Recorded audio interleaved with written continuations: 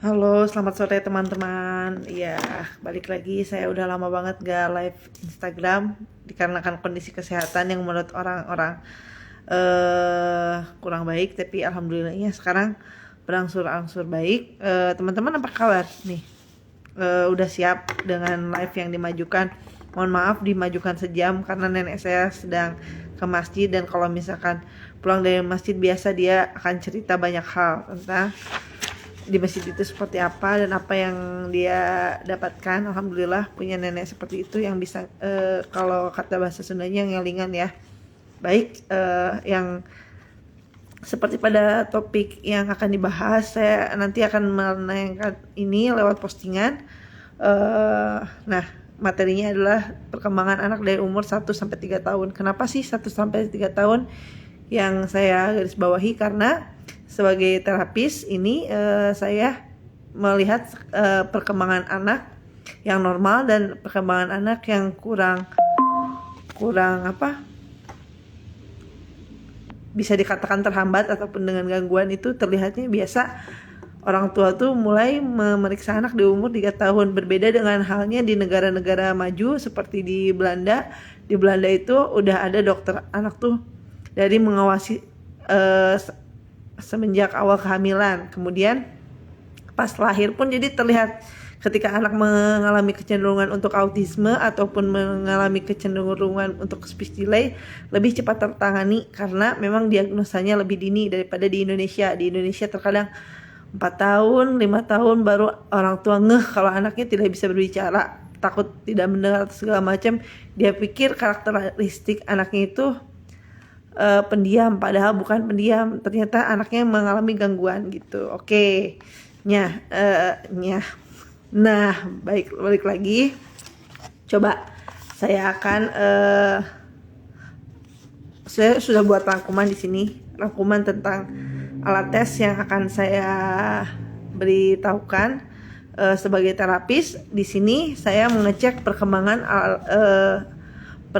anak berkembang dan tidak berkembang ataupun sedang mengalami gangguan itu. Halo Rifki Fajar.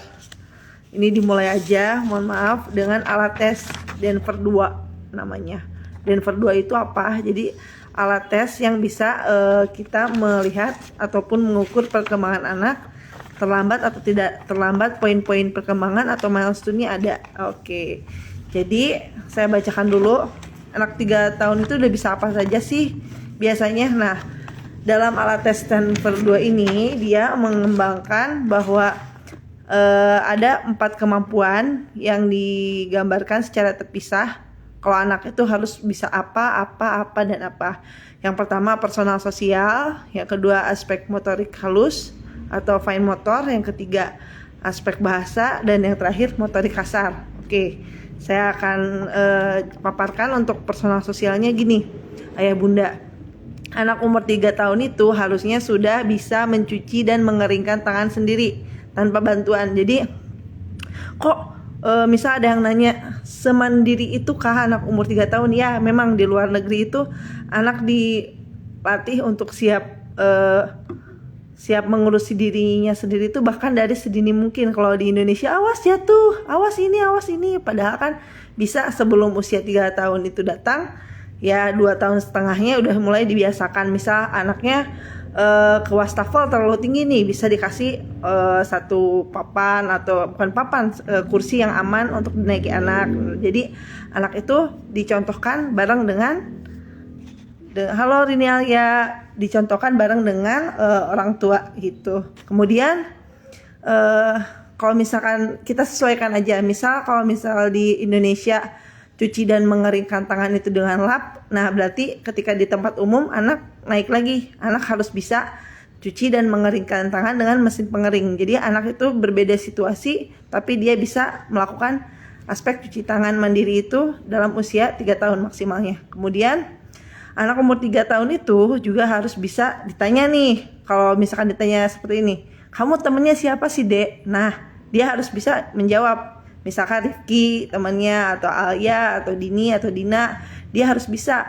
Jadi sudah harus bisa menjalin pertemanan dengan teman sebayanya. Jadi jangan sampai anak kita tuh dikungkum aja di rumah gitu tanpa dia kenal satu sama yang lain, terutama dengan sebayanya. Jadi harus ada mulai peers, harus ada teman yang mendampingi dia gitu. Jadi jangan sampai orang tua terlalu memprotek anak, tidak boleh berteman dengan yang lain karena takut terpapar perilaku yang nggak baik. Padahal nggak, dengan berteman anak pun bertukar informasi gitu. Kemampuan anak yang sudah bisa mungkin akan ditransfer secara alami gitu.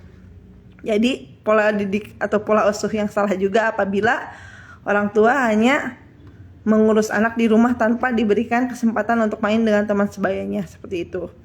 Kemudian anak umur 3 tahun, aspek kemandiriannya yang harus sudah bisa adalah memakai t-shirt sendiri. Jadi jangan sampai ada pembantu, jangan sampai ada misalkan mama dan papanya biar cepet aja deh pakein gitu, nggak gitu juga gitu.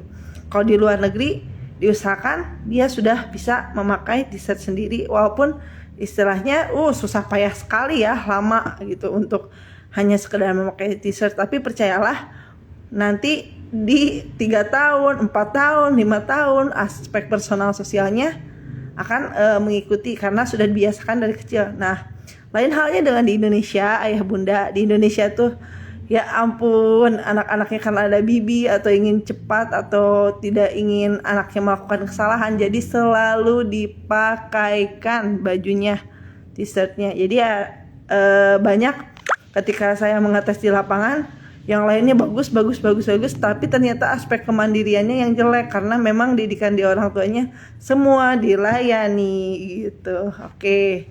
Nah, sampai sini ada yang mau bertanya? Belum ada, saya lanjut lagi ke fine motor ataupun motorik halus. Jadi anak umur 3 tahun itu sudah harus bisa meniru garis vertikal. Garis vertikal yang mana sih? Vertikal dan horizontal sama aja. Mau vertikal dulu, mau horizontal dulu sama. Yang penting anak tuh berarti sudah bisa menggenggam alat tulis dengan baik gitu. Walaupun istilahnya hanya begini, tapi dia tahu gitu bagaimana menggaris lurus, bukan dicoret-coret ya, tapi dia menirukan garis yang lurus ataupun garis yang mendatar seperti itu. Kemudian anak ini saya masih recovery dari sakit, mohon maaf, tapi saya akan coba karena berlatih bicara sambil menyampaikan materi itu juga merupakan terapi bagi saya sendiri. Yang kedua adalah membuat menara dari kubus. Misal di rumah orang tua ada balok-balok, disusun aja. Bukan 1, 2, atau 3, tapi lebih dari 3 piece yang disusun ke atas. Itu adalah kemampuan anak umur 3 tahun. Nah, jadi ketika misalkan Bu Lina sangat melelahkan ya mengurus anak dan berantakan, nggak apa-apa. Itu adalah pekerjaan bagi anak. Pekerjaan bagi anak adalah bermain. Nah, balik lagi, ada sebab ada akibat ketika anak terlalu dilarang ini itu, jadi anak akan takut nantinya mengambil keputusan tertentu. Jadi bermainlah dengan dibebaskan namun tetap bertanggung jawab, dalam artian setelah main kita mengajak anak untuk membereskan mainannya, nggak apa-apa. Yang penting jangan sampai anak kita keseimbangan fine motornya terganggu gara-gara dilarang untuk bermain misalnya mainan balok sebanyak-banyak gitu. Tapi itu kan akan menyenangkan ya bagi anak ya. Ketika anak membangun sesuatu, building sesuatu, dia menyusun kepercayaan dirinya, dia juga istilahnya menggunakan aspek motorik halusnya untuk istilahnya menyusun, menyeimbangkan satu bangunan. Nah, barangkali itu adalah bakat-bakat terpendam anak nanti untuk jadi arsitek, itu kita nggak tahu kan gitu. Kemudian anak umur usia 3 tahun itu sudah bisa, atau aspek motorik halusnya dia menggoyangkan ibu jari seperti ini. Jadi anak umur 3 tahun itu harus sudah luwes atau fleksibel tangannya. Nah, untuk meluaskan ataupun untuk membuat jari-jari tangan anak Anda fleksibel di rumah, ayo main dengan menggunakan benda-benda yang bisa melatih motorik halusnya. Apa saja itu? Misal 1 Play-Doh, yang kedua bisa bermain pasir, yang ketiga bermain apa lagi? Banyak sekali, squishy, atau istilahnya nih gini, kreatifnya ayah dan bunda misalkan sekarang sudah ada mainan-mainan Montessori yang misalkan bisa juga diaplikasikan ataupun ditiru di rumah. Permainan tekstur, misal mie diwarnain sama kita pakai warna makanan yang food grade, ataupun bihun dan apa yang bisa diwarnai dengan makanan yang bahan makanan food grade pewarna maksud saya, itu kan juga bisa. Jadi sekreatif mungkin di rumah agar istilahnya jari jemari anak menjadi luas gitu. Jangan sampai anak Anda, istilahnya saya pernah menemukan anak usia 5 tahun tapi fine motornya 3 tahun, bahkan di bawah 3 tahun. Kenapa? Karena dia untuk mengangkat satu benda aja tidak mampu. Dalam artian sangat sekali lemas jari jemarinya. Dia tidak mau dan sangat tidak suka ketika memegang alat tulis. Oke. Kemudian nah, kita lanjut lagi aspek bahasa. Anak umur 3 tahun itu aspek bahasa yang udah dikuasain apa aja sih? Yang pertama, anak itu bisa menyebut 4 gambar. Dalam artian sudah generalisasi. Apa sih maksudnya 4 gambar, Bu Lina? Nah, di sini saya punya alat tes Denver 2 dan juga poin milestone-nya. Jadi di sini ada gambar apa aja? Saya sebutkan ya.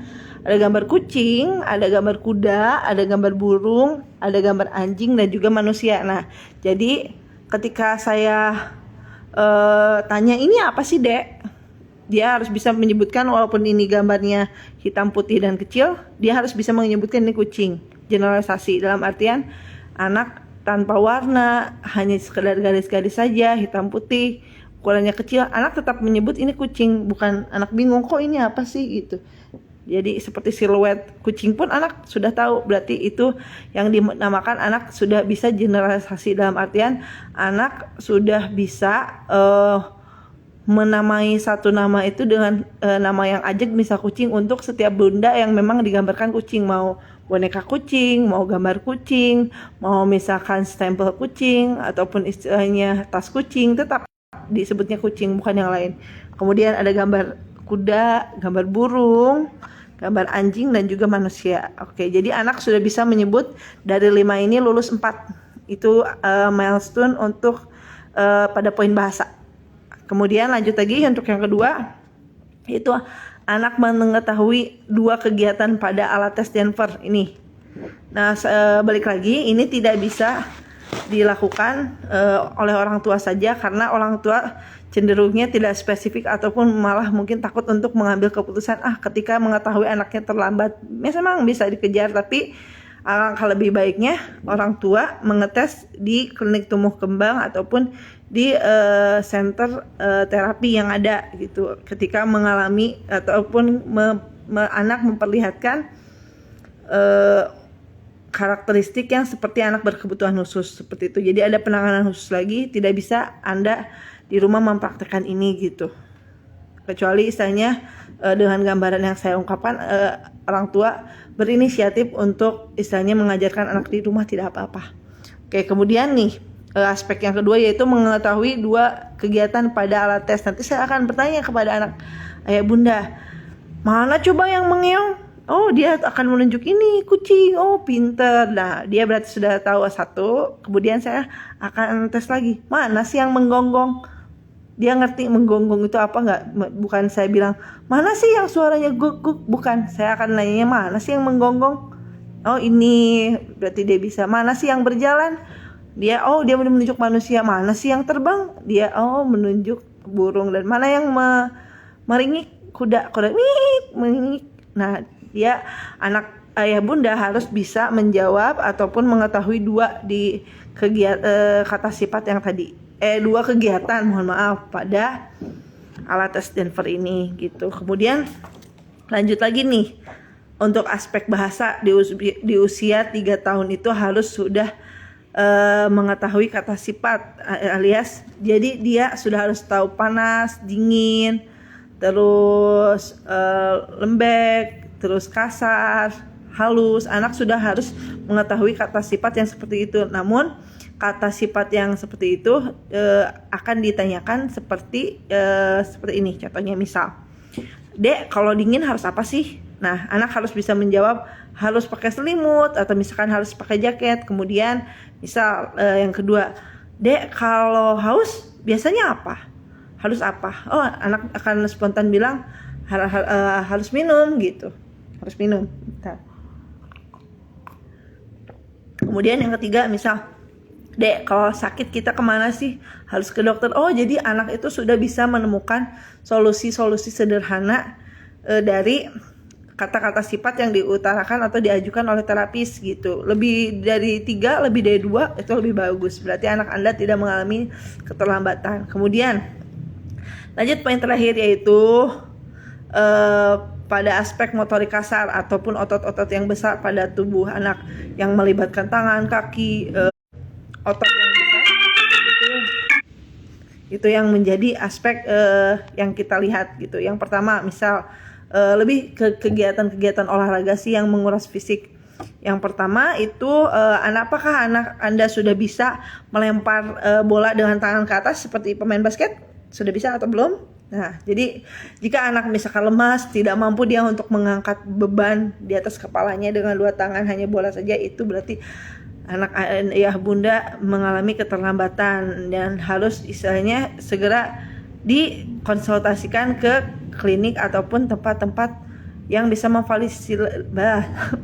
memfasilitasi gitu. Salah satunya mungkin harus fisioterapi, biar tahu istilahnya apakah anak Anda misal mengalami cerebral palsy atau apa gitu. Jadi pokoknya ketika menemukan ciri-ciri anak misalkan fisiknya lemah, itu pun adalah ciri-ciri anak berkebutuhan khusus yang mengharuskan ada treatment lain untuk si anak itu. Yang kedua yaitu melompat jauh dengan jarak 1 HPS. Jadi misalkan anak tuh kan kalau istilahnya umur 1, 2, 3 tahun dengar musik aja udah joget-joget, terus istilahnya sangat meniru perilaku orang tua. Coba aja misalkan untuk sederhananya daripada istilahnya mengetes hanya untuk melompat jauh ke klinik tumbuh kembang, kita tes aja dulu di rumah gitu. Kita lompati dengan istilahnya mau pakai solatip ditempelkan di lantai-lantai ataupun dengan kertas ini yang sudah diwarnai agar kelihatan menarik. Kemudian kita lompati. Ade, ayo kita lompat yuk, 1, 2, 3 hop, misal seperti itu. Kemudian misal si anak itu belum bisa, kalau belum bisa di antara semua jenis, misal hanya aspek motorik kasar aja nih yang terlambat, nah itu bisa dilatih sembari bermain, itu tidak perlu ke klinik tumbuh kembang. Namun ketika kita melihat otot-otot anak terlalu lemas, itu harus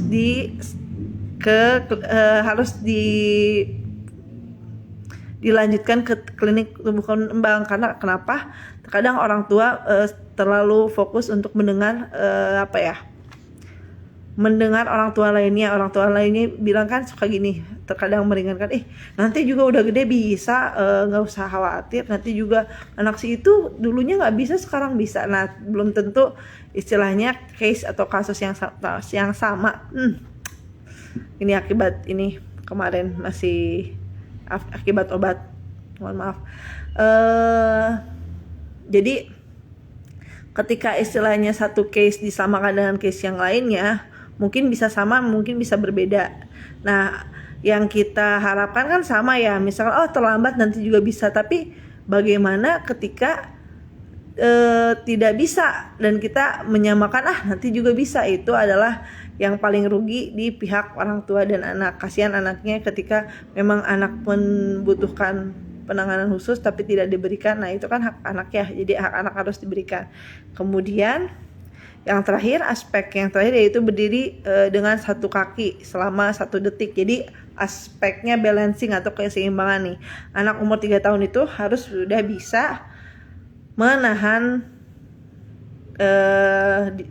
menyeimbangkan diri meskipun kakinya terangkat 1 selama 1 detik atau minimalnya gitu. Itu kan juga istilahnya bisa sambil bermain dilatihkan. Nah, yang paling dikhawatirkan apabila pola asuh di rumah tidak memfasilitasi semua ini, tidak mendukung personal sosial anak, tidak mendukung anak untuk berkembang secara motorik halus, motorik kasar, dan juga secara bahasa. Nah, itu siapa yang harus disalahkan? Yang disalahkan adalah balik lagi orang tua dan pola asuh atau pola didiknya. Seperti itu.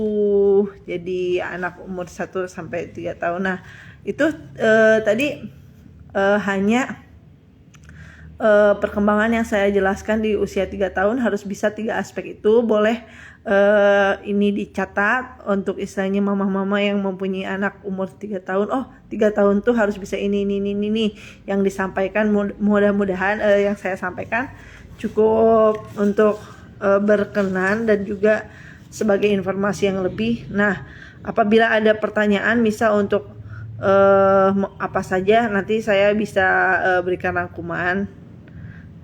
Tapi alangkah lebih baiknya kita chit-chat aja di DM. Saya tidak menarifkan untuk konsultasi yang ini karena saya juga sekalian melatih untuk istilahnya saya mengingat kembali materi atau ilmu-ilmu yang sudah lama saya tidak gunakan. Oke.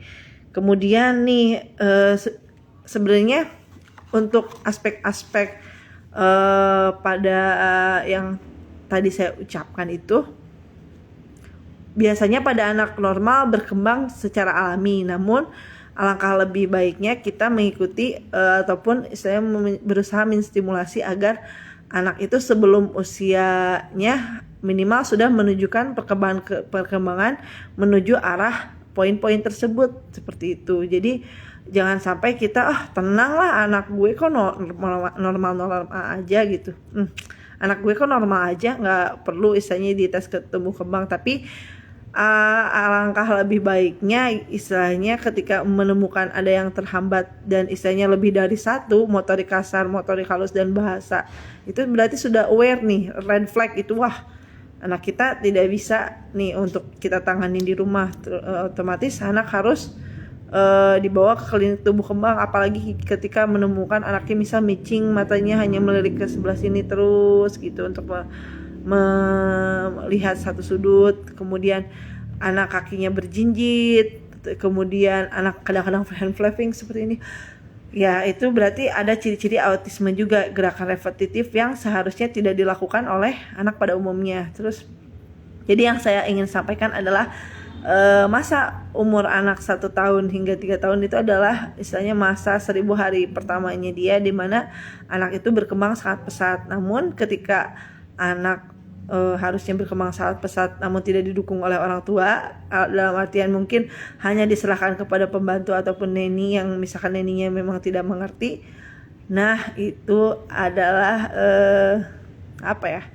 satu mimpi buruk, bukan mimpi buruk ya, satu hal yang merugikan sekali untuk masa depan anak. Karena dari umur 1 sampai 3 tahun itu anak lagi banyak-banyaknya merekam aktivitas di lingkungan sekitarnya. Alangkah lebih baiknya jika istilahnya orang tua mendampingi setiap milestone anak sehingga berkembang lebih baik lagi gitu. Ini mohon maaf, ini akan saya simpan di postingan, tidak dulu live karena memang satu dan keadaan tertentu. Tapi sepertinya kedepannya akan saya live ketika saya bertemu dengan partner yang pas untuk istilahnya kita bisa chit-chat. Jadi ada narasumber, ada juga istilahnya penanya. Oke, sampai segitu dulu. Saya nggak tahu ini durasinya 1 jam atau bukan.